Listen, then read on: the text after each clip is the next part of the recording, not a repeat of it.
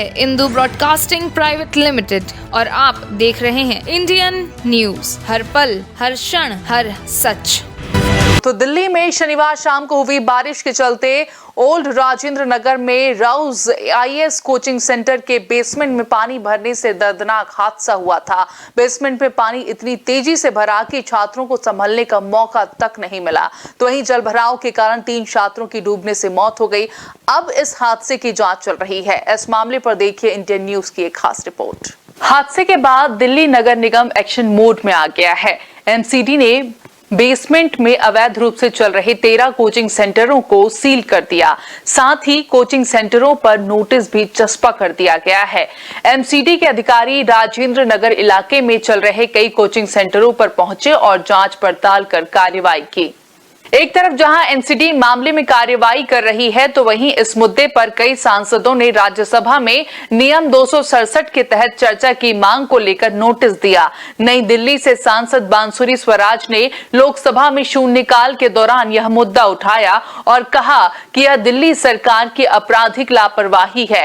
बांसुरी स्वराज ने कहा कि हमारे संसदीय क्षेत्र में हृदय विदारक घटना हुई है। दिल्ली के राजेंद्र नगर में पानी में डूबने से यूपीएससी की तैयारी करने वाले 3 छात्रों की मौत हो गई। उन्होंने कहा कि दिल्ली सरकार की लापरवाही के कारण इन बच्चों की जान गई है। मैं तो कहूंगी ये आपराधिक लापरवाही है।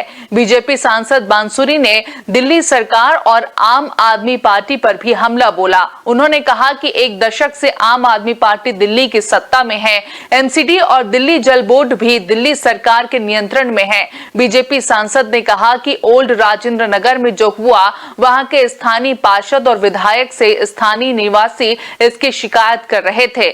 विधायक जी व्यंग कर रहे थे, लेकिन कोई एक्शन नहीं लिया गया।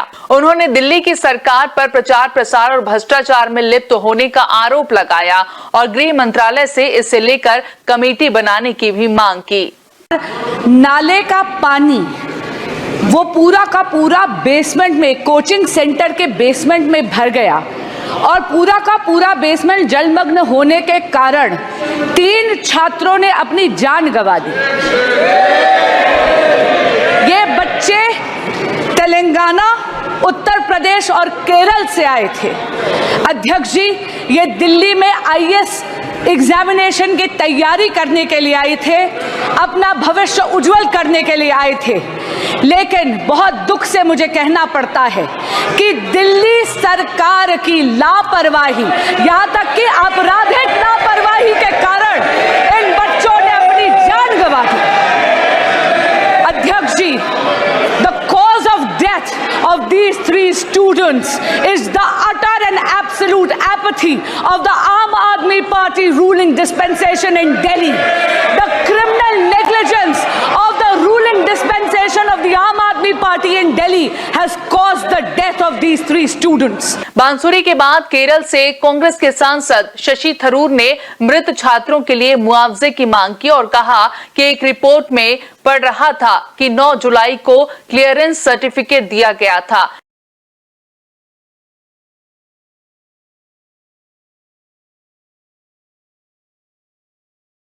भी प्रशासन पर सवाल उठाए हैं।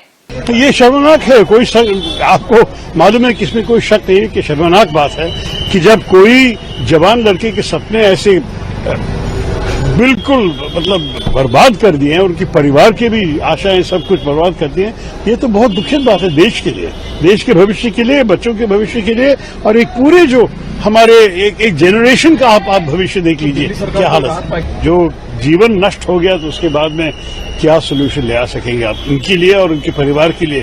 हाँ, कुछ कॉम्पेंसेशन देना ही चाहिए, अच्छी तरह देना चाहिए, लेकिन आइंदा ये नहीं होना चाहिए। ये है सबसे बड़ी जरूरी कि किसी और को यही दुख जो उनका परिवार अभी महसूस किया है, ये किसी और को नहीं होना चाहिए। सपा प्रमुख अखिलेश यादव ने घटना को दर्दनाक बताते हुए कहा कि प्लानिंग और एनओसी की जिम्मेदारी सभी अधिकारियों की है। इस घटना का जिम्मेदार कौन है? उन्होंने कहा कि हम यूपी में देखते हैं कि बुलडोजर चलता है। आपके माध्यम से ये जानना चाहता हूं कि इस इलीगल बिल्डिंग पर भी सरकार बुलडोजर चलाएगी या फिर नहीं चलाएगी। और जो घटना हुई है दर्दनाक घटना है। यूपीएससी के स्टूडेंट जो तैयारी कर रहे थे, आखिरकार प्लानिंग और एनओसी देने की जिम्मेदारी तो सभी अधिकारियों की है। अध्यक्ष महोदय, जिम्मेदार कौन है, उनके खिलाफ कार्रवाई क्या हो रही है, नंबर एक। दूसरा, ये केवल एक विषय नहीं है इलीगल बिल्डिंग, हम तो यूपी से अध्यक्ष जी देख रहे हैं, जहां इलीगल बिल्डिंग बनती है वहां बुलडोजर चलता है। क्या कहिए, सरकार बुलडोजर चलाएगी कि नहीं चलाएगी? ओल्ड राजेंद्र नगर की एक बिल्डिंग जहां अवैध तरीके से कोचिंग चलाया जा रहा था, जहां बारिश के पानी के भर जाने से 3 छात्रों की मौत हो गई। उनके जाने का दंश उनका परिवार तो झेल रहा है, साथ ही इन पर राजनीति भी हो रही है। लेकिन एक सवाल जो जहन में आता है वो ये कि क्या दिल्ली या दिल्ली जैसे अन्य शहरों में और कोई इस तरह की कोचिंग सेंटर नहीं होगी जो किसी न किसी तरह की लापरवाही से वहां पढ़ने वाले छात्रों के जीवन से खिलवाड़ कर रहे होंगे। देखना होगा कि सरकार इस मामले पर और ऐसे कोचिंग सेंटर्स पर क्या कार्रवाई करती है। इंडियन न्यूज के लिए चुन्नी गजेंद्र सिन्हा की रिपोर्ट।